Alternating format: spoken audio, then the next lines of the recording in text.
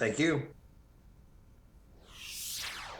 Pick your protein. That's a common phrase that a lot of us hear at restaurants these days, and demand for beef in particular has grown quite a bit even in just the last year. So not just here for our Independence Day grilling, but around the world too. Here's this week's From the Ground Up.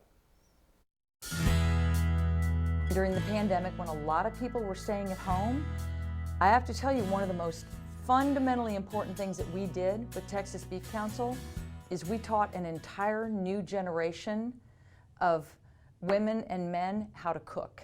And the great thing is we taught them how to cook beef. Molly McAdams knows a thing or two about beef.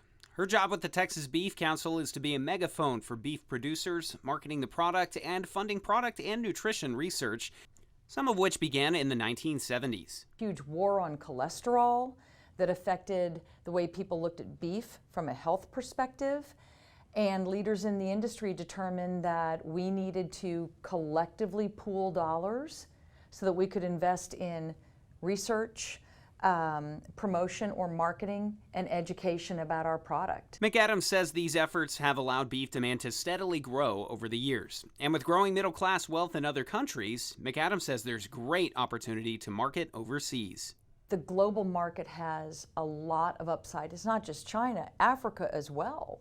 When you look at these continents that have huge populations. There's money to be made, sure, but McAdams says it's about more than getting that extra buck. Really makes you proud when you see what we have been able to export with a really worldwide, pretty small population. We have a big land mass, but we don't have that many people in our country. Most of the world's population exists well away from our borders, and we're helping feed them every day. That's a look at agriculture and its impacts from Central Texas and beyond, from the ground up. From the Ground Up is sponsored by Producers Cooperative, proudly serving agriculture since 1943.